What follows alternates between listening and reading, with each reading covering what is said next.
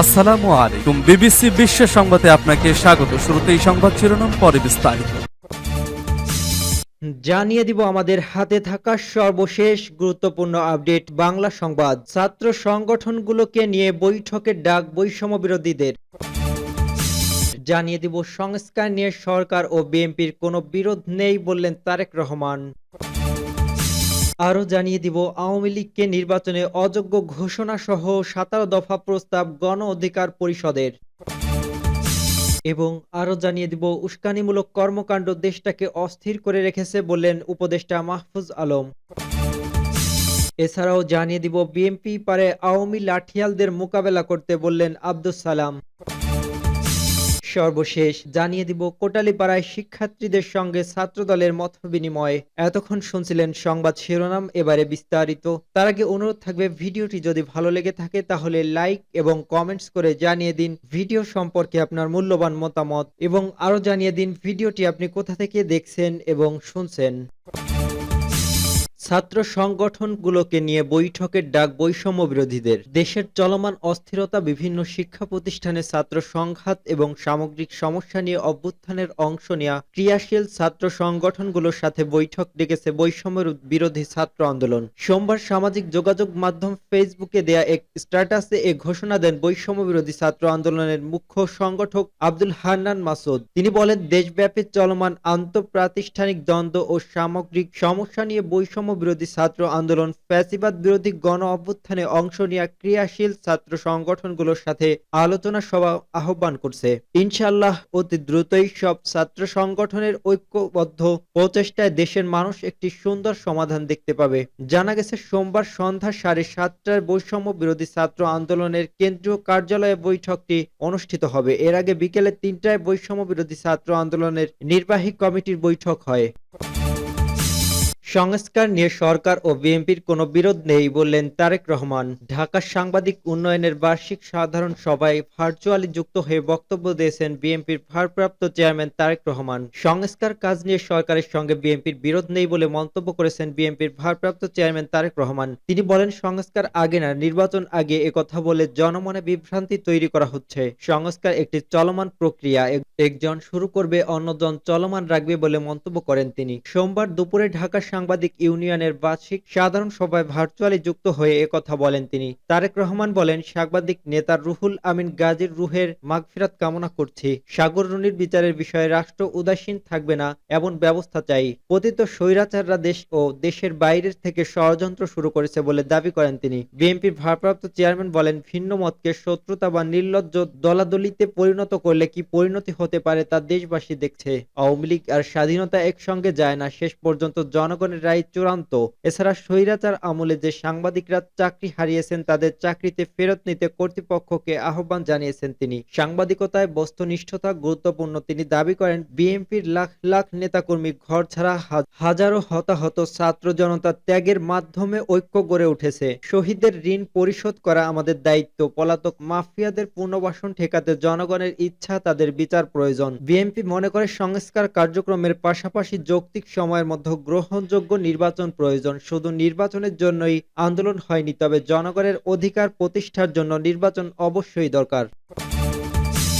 আওয়ামী লীগকে নির্বাচনে অযোগ্য ঘোষণা সহ 17 দফা প্রস্তাব গণ অধিকার পরিষদের। জুলাই বিপ্লবে গণহত্যাকারী ফ্যাসিস্ট আওয়ামী লীগ ও তার দোসরদের নির্বাচনে অযোগ্য ঘোষণার বিধান করা সহ 17 দফা প্রস্তাব নির্বাচন ব্যবস্থা সংস্কার কমিশনের কাছে দিয়েছেন নুরুল হকের নেতৃত্বাধীন গণ অধিকার পরিষদ। আজ সোমবার গণ অধিকার পরিষদের সাধারণ সম্পাদক মোহাম্মদ রাশেদ খানের নেতৃত্বে একটি প্রতিনিধি দল নির্বাচন ভবনে গিয়ে দলের প্রস্তাব জমা দেয়। এই সময় সাংবাদিকদের সামনেও প্রস্তাবগুলো তুলে ধরেন রাশেদ খান। গণ অধিকার পরিষদের প্রস্তাবগুলোর মধ্যে উল্লেখযোগ্য হচ্ছে, অবাধ, সুষ্ঠু ও নিরপেক্ষ নির্বাচনের স্বার্থে সংবিধানে নির্বাচনকালীন সংস্কার ব্যবস্থা অন্তর্ভুক্ত করা এবং সংসদে প্রতিনিধিত্বকারী রাজনৈতিক দলগুলোর ঐক্যমত্যর ভিত্তিতে সেই নির্বাচনকালীন সরকার গঠন করা। দলটি জুলাই বিপ্লবে গণহত্যাকারী ফ্যাসিস্ট আওয়ামী লীগ ও তার দোসরদের নির্বাচনে অযোগ্য ঘোষণার বিধান যুক্ত করার প্রস্তাবও দিয়েছে।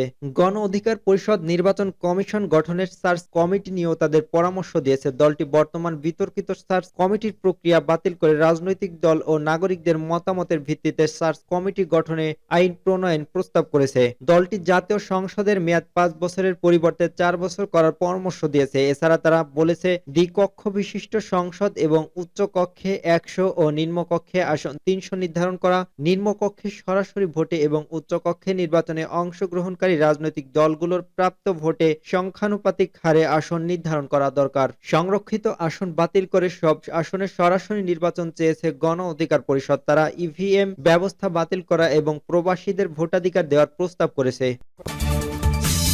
উস্কানিমূলক কর্মকাণ্ড দেশটাকে অস্থির করে রেখেছে বললেন উপদেষ্টা মাহফুজ আলম। বাম ও ডান মানসিকতার কতিপয় নেতৃত্ব বা ব্যক্তি অভ্যুত্থানে এবং পরবর্তী সময় সরকারের নিজেদের শরিকানা নিশ্চিত না করতে পেরে উন্মুক্ত হয়ে গেছেন বলে মন্তব্য করেছেন উপদেষ্টা মাহফুজ আলম। তিনি বলেছেন তাদের উন্মুক্ততা, বিপ্লবী জোশ ও উস্কানিমূলক কর্মকাণ্ড দেশটাকে অস্থির করে রেখেছে।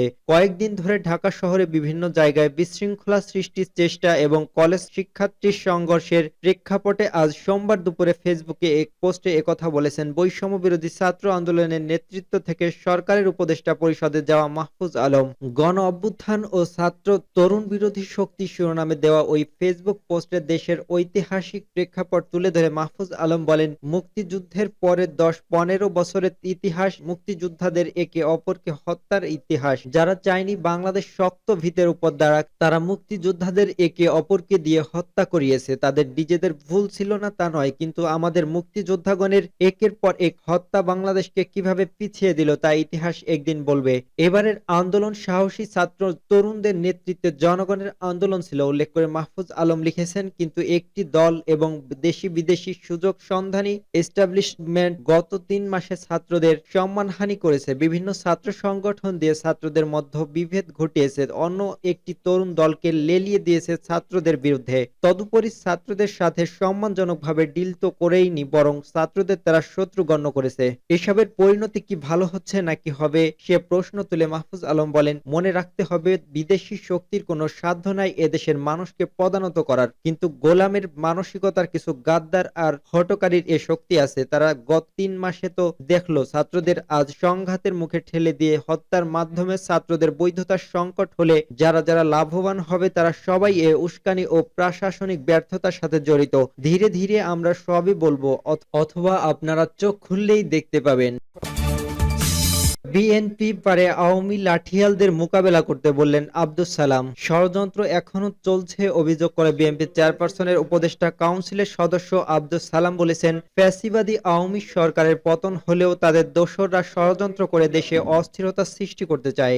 এই অস্থিরতা মোকাবেলা করার জন্য তারেক রহমানের নেতৃত্বে বিএনপি ছাড়া কি আর কেউ আছে আওয়ামী লাঠিয়ালদের মোকাবেলা করতে পারে? একমাত্র বিএনপি। সোমবার সন্ধ্যায় রাজধানীর শেরেবাংলা নগর থানাধীন ২৮ নং ওয়ার্ড বিএনপির উদ্যোগে স্থানীয় বিএনপি ও অঙ্গ সংগঠনের নেতাকর্মীদের নিয়ে এক গণসংযোগ ও সংক্ষিপ্ত পথসভা নিয়ে এসব কথা বলেন। আব্দুস সালাম বলেন, নির্বাচন কিন্তু এখনো ঘোষণা হয়নি, তবে নির্বাচন কমিশন গঠিত হয়েছে, এজন্য আমরা ধন্যবাদ জানাই। আশা করি অনতিবিলম্বে অন্তর্বর্তী সরকার নির্বাচনী রোডম্যাপ ঘোষণা করবে। তিনি বলেন, রাজপথে এলাকায় এলাকায় ওই খুনিদের মোকাবেলা করার জন্য বিএনপিকে দরকার। আমরা এখনো মাঠে আছি। গণতন্ত্র যে পর্যন্ত ফিরে না আসবে, ভোটের তারিখ যে পর্যন্ত দেওয়া না হবে, নির্বাচন যে পর্যন্ত শেষ না হবে, সে পর্যন্ত আমাদের রাজপথে থাকতে হবে। বিএনপির এই জ্যেষ্ঠ নেতা বলেন, একাদশ জাতীয় সংসদ নির্বাচনে রাতের বেলায় ভোটের রেজাল্ট পাল্টে দেওয়া হয়েছে। আমি ২০১৮ সালে জেতার পরও আমাকে জিততে দেয়নি, এজন্য এবার মা, বোন, মুরব্বী, ব্যবসায়ী সবাইকে নিয়ে মহল্লায় মহল্লায় ঐক্য গড়ে তুলতে হবে। নেতাকর্মীদের নির্দেশনা দিয়ে আব্দুস সালাম বলেন, বিএনপি বরাবরই জনগণের ভোটে বিজয়ী হয়ে ক্ষমতায় এসেছে। আগামী নির্বাচনেও আমাদের জনগণের ভোটে নির্বাচিত হতে হবে, এজন্য জনগণের মন জয় করতে হবে। আমরা সন্ত্রাস, চাঁদাবাজি কিংবা কোনো খারাপ কাজে বিশ্বাস করি না। এই সময় উপস্থিত ছিলেন স্থানীয় বিএনপি নেতা মিজানুর রহমান স্বপন, মোতাহার হোসেন সেলিম, রেজা, শামীম আহমেদ, যুবদল নেতা আমির হোসেন রাজু সহ থানা বিএনপি ও অঙ্গ সংগঠনের নেতাকর্মীরা। কোটালীপাড়ায় শিক্ষার্থীদের সঙ্গে ছাত্রদলের মত বিনিময়। বিএনপি ভারপ্রাপ্ত চেয়ারম্যান তারেক রহমান কর্তৃক ঘোষিত রাষ্ট্র কাঠামো মেরামতের রূপরেখায় ৩১ দফা বাস্তবায়নের লক্ষ্য সারা দেশে মতবিনিময় সভা করে যাচ্ছে জাতীয়তাবাদী ছাত্রদল। এর ধারাবাহিকতায় কেন্দ্রীয় কর্মসূচির অংশ হিসেবে গোপালগঞ্জের কোটালীপাড়ায় সরকারি কলেজের শিক্ষার্থীদের সঙ্গে মতবিনিময় করেছে ছাত্রদলের দায়িত্বপ্রাপ্ত একটি প্রতিনিধি দলের নেতারা। সোমবার এ সময় উপস্থিত ছিলেন জাতীয়তাবাদী ছাত্রদলের কেন্দ্রীয় সভাপতি ইব্রাহিম খলিল ফিরোজ, যুগ্ম সাধারণ সম্পাদক রাকিবুল হাসান পলাশ ও যুগ্ম সাধারণ সম্পাদক মাহমুদুল হাসান আল মারাজান। মত বিনিময়কালে ছাত্রদলের সহসভাপতি ইব্রাহিম খলিল ফিরোজ বলেন, বিএনপি আগামীতে রাষ্ট্র ক্ষমতায় গেলে কি কি করতে পারে তার সংক্ষিপ্ত ধারণা এবং বিএনপির ৩১ দফা রাষ্ট্র মেরামতের রূপরেখা নিয়ে বিভিন্ন বিষয় তুলে ধরেন। তিনি বলেন, একটি আধুনিক উন্নয়ন ও স্বনির্ভর বাংলাদেশ গড়তে বিএনপি কাজ করে যাচ্ছে। আগামীতে রাষ্ট্র ক্ষমতায় গেলে তার প্রতিফলন দেশবাসী প্রত্যক্ষ করবে। তিনি আরো বলেন, স্বৈরাচার শেখ হাসিনার পতন হলেও তার অনেক দোসর এখনো দেশকে অস্থিতিশীল করতে বিভিন্নভাবে ষড়যন্ত্র করে যাচ্ছে। দেশের সচেতন নাগরিক হিসেবে ছাত্র সমাজকে এ বিষয়ে সতর্ক থাকতে হবে। প্রয়োজনে জুলাই আগস্টের মতো আবারও ঐক্যবদ্ধভাবে রাজপথে নেমে ফ্যাসিবাদকে মোকাবেলা করতে হবে।